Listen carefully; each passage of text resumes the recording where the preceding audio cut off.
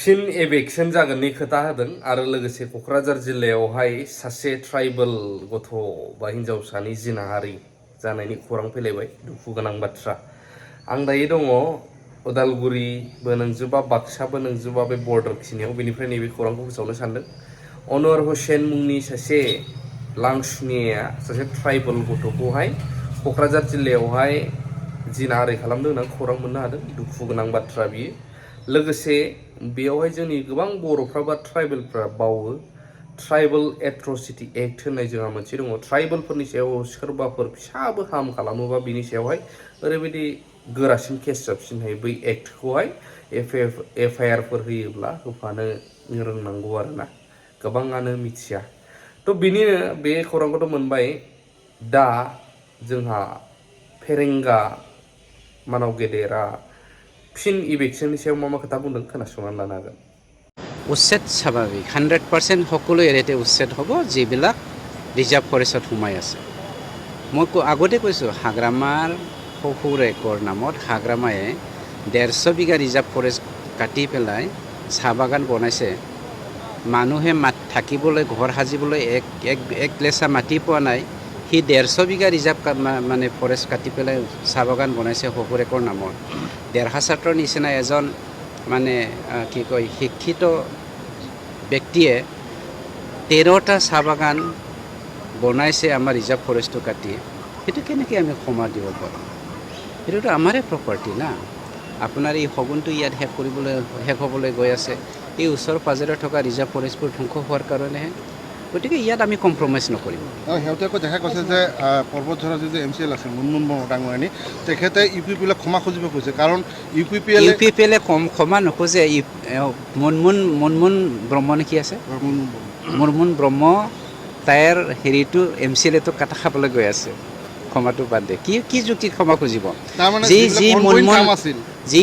যিবিলাক অনগোয়িং কাম আছিল সেই কামবিলাক আপোনালোকে বন্ধ কৰি দিছে, সেইকাৰণে ক্ষমা খুজিব লাগে। চাওক, আপুনি এজন কণ্ট্ৰেক্টৰ এক্সাম্পল, ফৰ এক্সাম্পল আপুনি এজন কণ্ট্ৰেক্টৰ, আপোনাৰ গাঁতি ধনটো কৰি পেলাই আপুনি মুনমুন ব্ৰহ্ম তাইৰ হেৰিটো MCLটো কাটা খাবলৈ গৈ আছে। ক্ষমাটো বাদ দে, কি যুক্তিত ক্ষমা খুজিব? যিবিলাক অনগোয়িং কাম আছিল সেই কামবিলাক আপোনালোকে বন্ধ কৰি দিছে, সেইকাৰণে ক্ষমা খুজিব লাগে।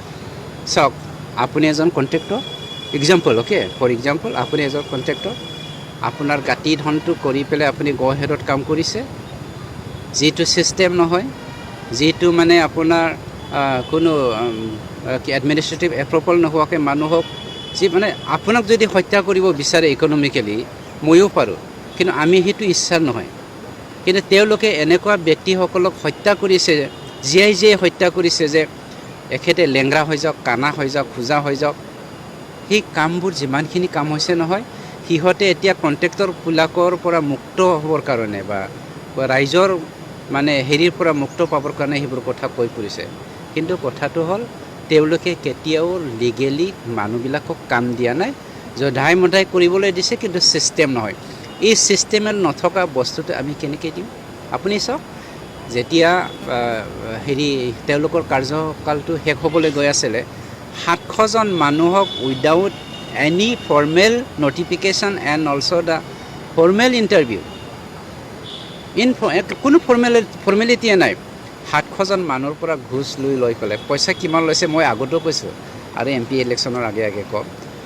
700জন মানুহৰ পৰা যিবিলাক ব্যক্তিয়ে ইউথসকলে মানে শিক্ষিত নিবনুৱা ল'ৰা ছোৱালীয়ে নিজৰ মাটি বেচি নিজৰ হাতী বেচি পেলাই সেই চাকৰিটোৰ কাৰণে ঘোচ দি পেলাই লৈছিলে, সিহঁতৰ চাকৰি আমি দিব নোৱাৰোঁ। আপুনি কেনেকৈ দিব? আপোনাক মই কেনেকৈ আপুনি কণ্ট্ৰেক্টৰ হিচাপে কাম কৰিছিলে বুলি মই গ্ৰহণ কৰিব? কোনো আপোনাৰ হেৰিয়ে নাই, ৰেকৰ্ডে নাই।